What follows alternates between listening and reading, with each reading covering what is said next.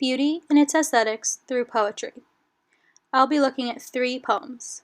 William Wordsworth, Composed Upon Westminster Bridge, John Keats's Ode on a Grecian Urn, and Alfred Edward Housman's Loveliest of Trees. These pieces come from both the Romantic period and the Modernist period. One may describe beauty as in the eye of the beholder, and this is how I believe beauty is looked at in these poems. Something that is beautiful to me may not seem as beautiful to someone else reading the same piece. In poetry, beauty can be seen throughout, but only the reader can decide what is beautiful to them. William Wordsworth was born in England in 1770. The collection which contained Wordsworth's Tintern Abbey introduced Romanticism to English poetry. Wordsworth also showed his affinity for nature with the famous poem, I Wandered Lonely as a Cloud. He became England's Poet Laureate in 1843, a role he held until his death in 1850. William Wordsworth wrote a lot about nature, particularly about London, where he saw beauty all around him. Composed Upon Westminster Bridge shows a calm, tranquil piece with passion in the beauty of the outdoors and the external world. At the beginning of the poem, he is standing on the bridge, looking out at the city, and personifies to the reader the beauty he is seeing. At the beginning, he starts by saying, "Dull would he be of soul who could pass by a sight so touching in its majesty," which describes how beauty is in the eye of the beholder, as he talks about sight. He personifies this beauty by relating it to clothing and says, "This city now doth, like a garment, wear the beauty of the morning," which is an interesting way to describe beauty in relation to a garment, because to some people, clothes don't relate to beauty at all, but to Wordsworth it does. He then says, "Silent, bare, ships, towers, domes, theaters, and temples lie open onto the fields, and to the sky, all bright and glittering in the smokeless air," showing what in his eyes is beautiful around him in nature. He describes his city as beautiful because there is no pollution in the smokeless air. The second half of the poem describes beauty of the sun and how calming it feels to him.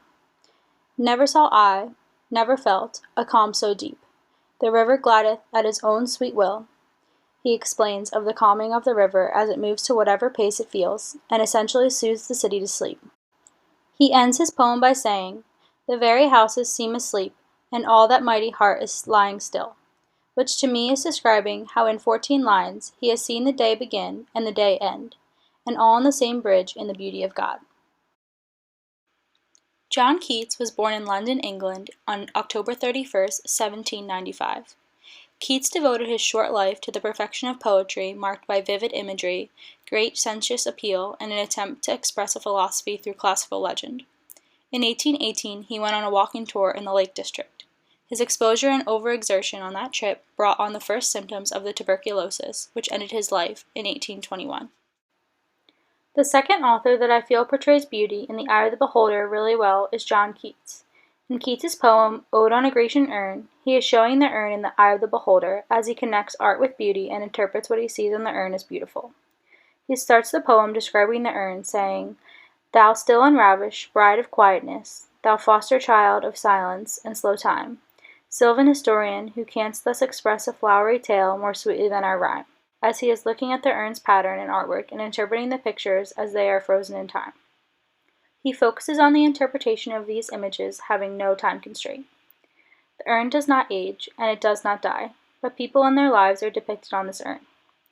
He interprets beauty in his eye as timeless. Keats's interpretation of beauty is what one sees on an object, unlike Wordsworth, who views beauty as what you see in nature.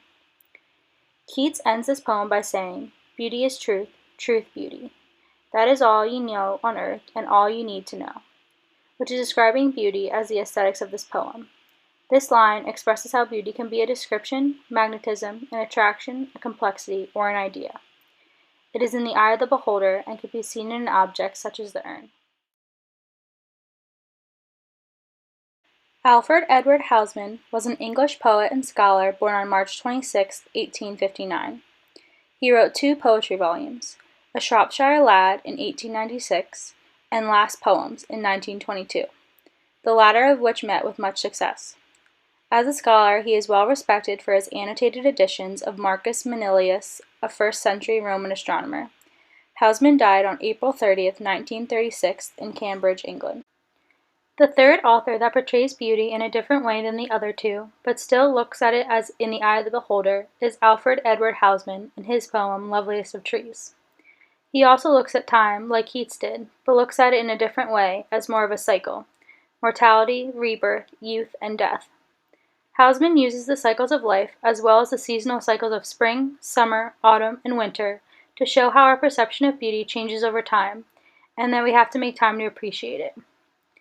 Housman views beauty through the cycle of life while explaining his poem. He starts the poem by saying, "Loveliest of trees, the cherry now is hung with bloom along the bough and stands about the woodland ride, wearing white for Eastertide," which gives the reader an image of nature as he describes the cherry blossom tree in bloom, suggesting beauty of life in its main cycle. He also uses Easter to explain purity and rebirth, and leads us to believe the author is one with nature as he continues his poem. Even though his poem is short, he is able to explain what each cycle is representing. Spring is representing children, rebirth, and marriage. Summer represents youth and young adulthood. Autumn represents twilight and the middle-aged. Winter represents death and darkness. Towards the end of the poem, Housman mentions the cherry blossom tree again, and now depicts the tree in the wintertime. Housman says, "And since to look at things in bloom, 50 springs are little room, about the woodlands I will go, to see the cherry hung with snow." This last stanza explains the author's perception of nature using the cherry blossom tree during its life cycle. Housman perceives beauty as a cycle, explaining that there is so much beauty, but not enough time. After reviewing these 3 works, one will notice that beauty is portrayed differently to everyone, and is in the eye of the beholder. Just like in Wordsworth's poem, he perceives beauty in nature as he looks out over a bridge. Keats perceives beauty as what he sees as he interprets the urn, and Housman perceives beauty as it changes over time, and how he must appreciate it. Beauty is aesthetic, as it is the way we appreciate something. Beauty is appreciated differently to people, and it is interesting to see how each author perceives beauty in their poetry.